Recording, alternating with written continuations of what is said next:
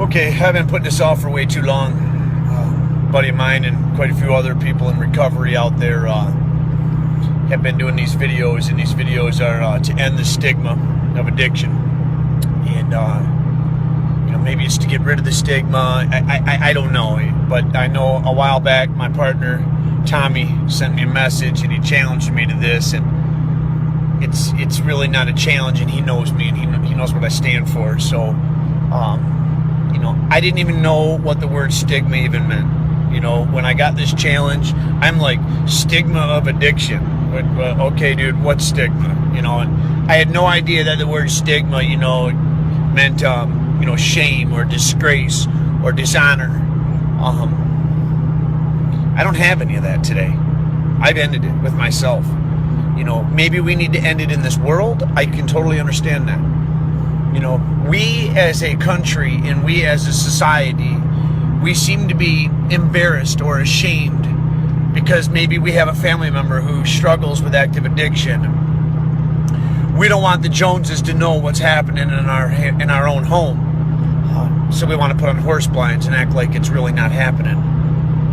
And the reality is this, people, it's happening at the Joneses' house too. Okay? There's not a family in the entire world who does not have somebody who's struggling with addiction, or does not have somebody who's struggling with maybe they have an addict who's in recovery. I'm not ashamed of who I am today. I know that I started getting high at the age of 12, and I liked it at the age of 12. If I didn't, I probably would have stopped at the age of 12 and a half. I know that the disease of addiction, it doesn't care who you are, it doesn't care where you come from, it doesn't care how good of an upbringing you had or how bad of an upbringing that you have. It's not prejudiced, it's not racist, it does not discriminate. I know there's a lot of people in this world that we live in who actually think that it's a choice. And let me tell you something, you're absolutely clueless. So you should do everybody a favor and keep your opinion to yourself, because you have no idea what you're talking about. It's a disease, it's not a choice. I did not volunteer to become a crackhead. I did not volunteer to become a junkie. I didn't raise my hand and say when I grow up I want to be a drop-dead drunk or a convicted felon. I didn't say that I want to be do all the things that I've had to go through, to be where I'm at. That's not a choice. Getting high for me at the beginning was fun, or I would have stopped at the age of 12 and a half. In 1989 BC, that's before crack. That's when getting high for this dope fiend become a full-time job. That's when I started doing things that I said that I would never do. That's when I started becoming the person that I said I'm never going to be the guy that sticks a needle in his arm. You know what? I became that guy that stuck needles in his arms. I was shooting dope in 1990 and 1991, and I was probably the only kid in high school doing it. I graduated in 1991. It's the year 2015. There's more kids shooting heroin in our schools than ever before.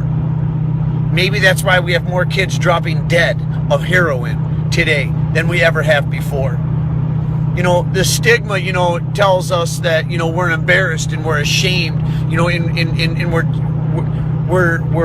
we're disgraced by it, and, we've dishonored, and that's bullcrap, okay? The shame is if I would have stayed out there and not done something about the problem that I had. Yes, I do believe it's a disease. I own it. If you're not an addict, you ain't gonna understand it. If you have an addict in your family, you've got to hate the disease and love the addict.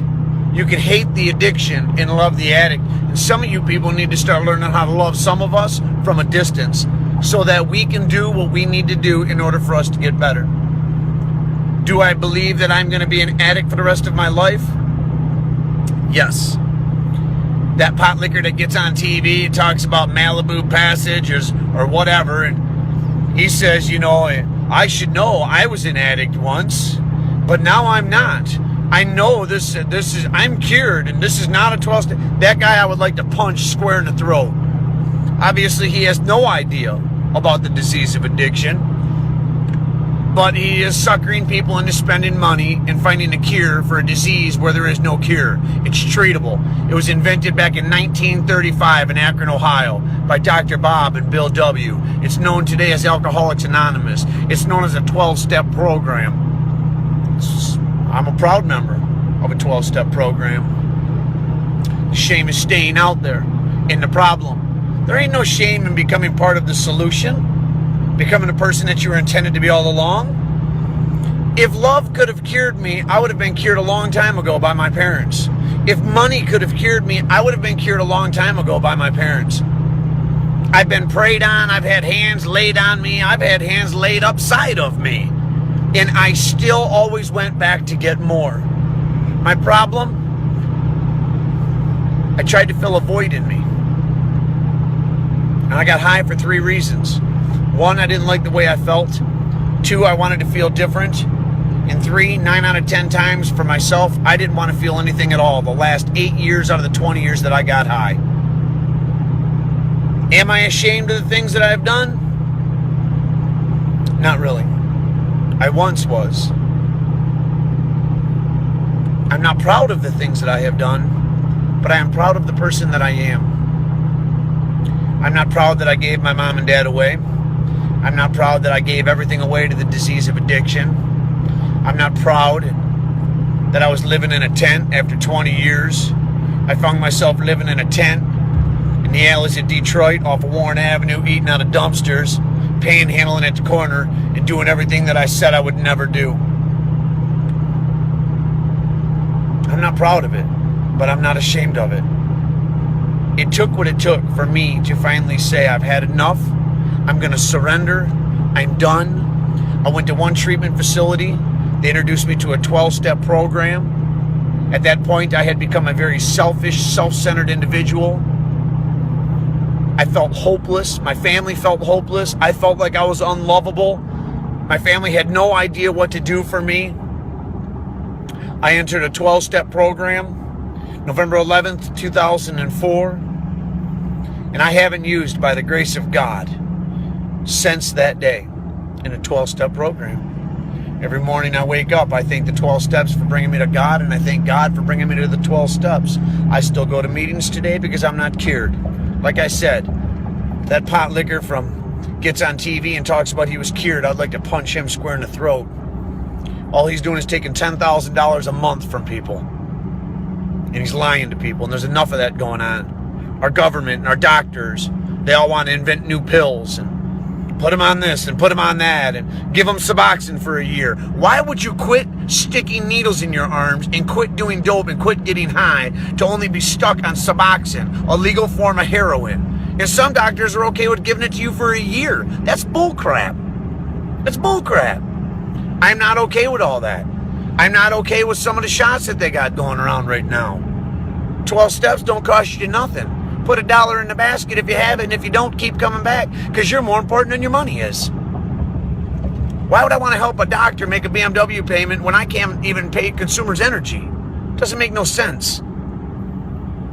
I haven't had Suboxone. It wasn't invented when I kicked dope. They gave me a 12-step program. They gave me the tools that I need, and they gave me an education on the disease of addiction.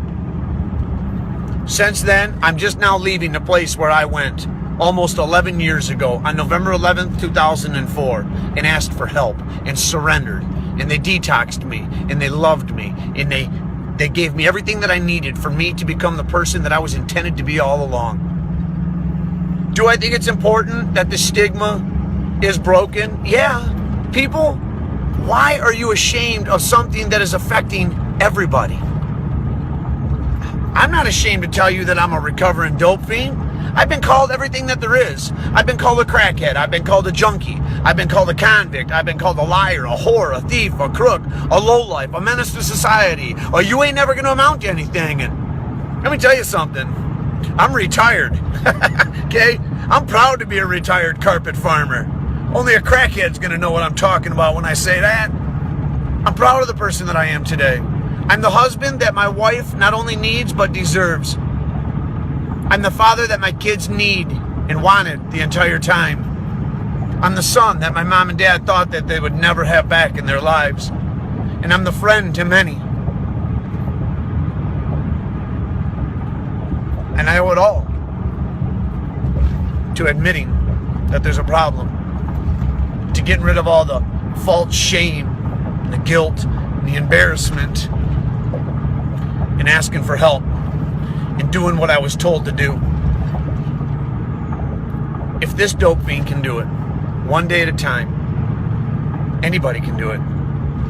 I just left Sacred Heart. I'm not just some dope fiend named Billy P. My name's Pastor Billy P. I go back to Sacred Heart every Sunday. I bring the gospel of Christ to people who are hurting. I talk to them about building a relationship with God, entering a 12-step program so that they can find freedom. Not just freedom from active addiction, but freedom from self. If we do not stand together as a country, as a family, as a nation, and quit being embarrassed about what is killing our next generation, it's never going to get any better. We need to stand firm, we need to be bold, and we need to not care what other people think or say about us. If you think I care what you think about this video or say to somebody about the person that I am today, I don't. I'm on my way home right now to see my wife. She's my best friend and I love her with everything that I got. I'm on my way home right now after spending all morning long with a bunch of people trying to get on this process. And I'm on my way home to my 9-year-old boy's birthday party right now, today. Cool Man Luke. I still will put nothing in front of my recovery. Not my kid's birthday, not my wife's anniversary, not Christmas, holidays, nothing. Anything I put in front of my recovery, I will lose. They told me that a long time ago. If this video helps somebody, that's great. If it helps you understand that there's no reason to be embarrassed, that's great. I'm going to challenge some people when I do whatever I'm supposed to do with this video. If this dope fiend can do it, anybody can. I'm out of here. Love y'all.